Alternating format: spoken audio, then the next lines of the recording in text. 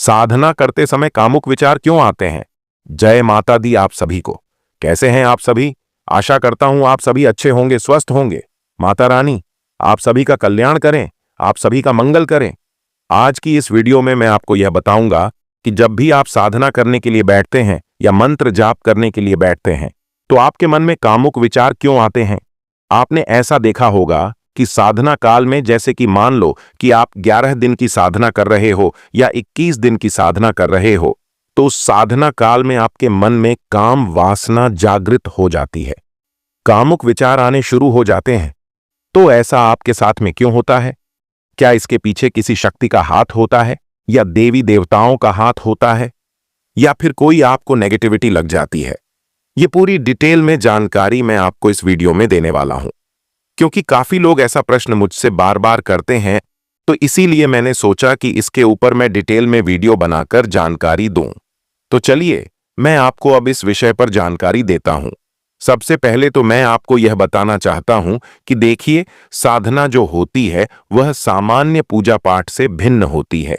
सामान्य पूजा पाठ, जैसे कि आप जोत बत्ती कर रहे हो, धूप बत्ती जला रहे हो, भगवान सूर्य को जल दे रहे हो या फिर अपने इष्ट को भोग लगा रहे हो, उनके नाम का कीर्तन कर रहे हो, ये हो गया आपकी सामान्य पूजा पाठ, जिसे हम भक्ति मार्ग के अंतर्गत देखते हैं। लेकिन जो साधना होती है उसका अर्थ होता है कि आप अपने आप को साध रहे हो, अपने इष्ट को साध रहे हो, यानी कि अपने इष्ट के स्वरूप को आप अपने अंदर जागृत कर रहे हो। जब साधना, साध्य और साधक यह तीनों एक हो जाते हैं तो वहीं पर सिद्ध प्रकट हो जाती है, वहीं पर शक्ति प्रकट हो जाती है। तो इसीलिए साधना करना इतना आसान भी नहीं होता जितना आजकल लोग समझने लगे हैं।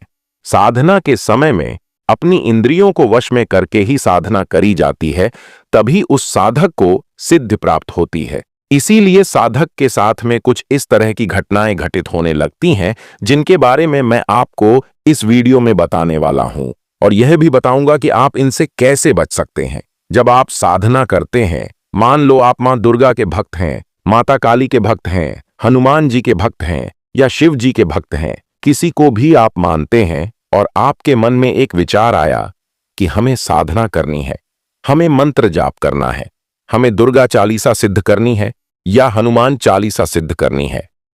आप 11 दिन या 21 दिन की साधना करने का निश्चय करते हैं।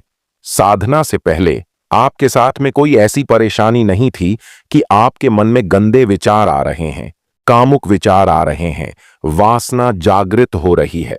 यहां तक कि कई साधकों के साथ में तो ऐसी स्थिति बन जाती है कि उनका स्वप्न दोष भी हो जाता है, उनका नाइट फॉल भी हो जाता है। साधना के दौरान आपके मन में अचानक से गलत विचार क्यों आने लगते हैं? इसका कारण यह है कि जब आप साधना करना शुरू करते हैं तो आप अपने इष्ट तक पहुंचने का प्रयास करते हैं। देवी देवताओं का या जो देव योनि की शक्तियां होती हैं, उनका एक पूरा मंडल होता है। जैसे सूर्य मंडल होता है, चंद्र मंडल होता है, वैसे ही देवी देवताओं का भी मंडल होता है। उन मंडलों में अनेकों शक्तियां होती हैं जो हर एक स्तर पर पहरेदार की तरह खड़ी रहती हैं।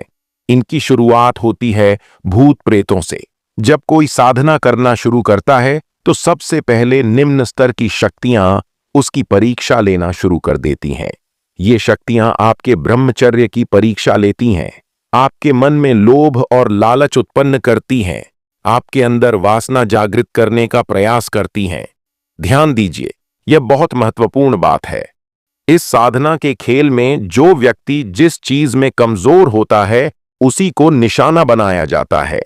यदि कोई व्यक्ति लालची है तो उसे धन का लालच दिया जाएगा। यदि कोई व्यक्ति कामुक विचारों से ग्रसित है तो उसे वासना में फंसाने की कोशिश की जाएगी। इसी तरह शक्ति के लालची को शक्ति का प्रलोभन दिया जाएगा। जब साधक इन परीक्षाओं से गुजरता है और डटा रहता है, तब उसके इष्ट उसे पहचान लेते हैं। यदि वह सच्चा भक्त होता है तो उसके इष्ट स्वयं आदेश देते हैं कि इन शक्तियों को दूर कर दिया जाए।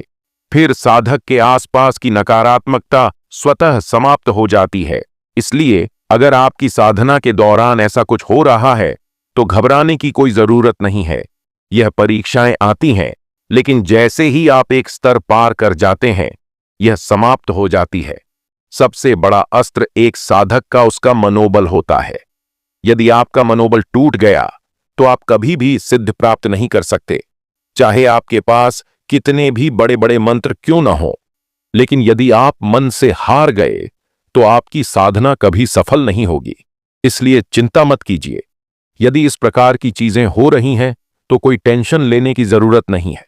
एक बार जब आपके इष्ट देख लेंगे कि आप सच्चे भक्त हैं तो वह स्वयं आपके मार्ग की सभी बाधाओं को हटा देंगे। माता रानी आप सभी का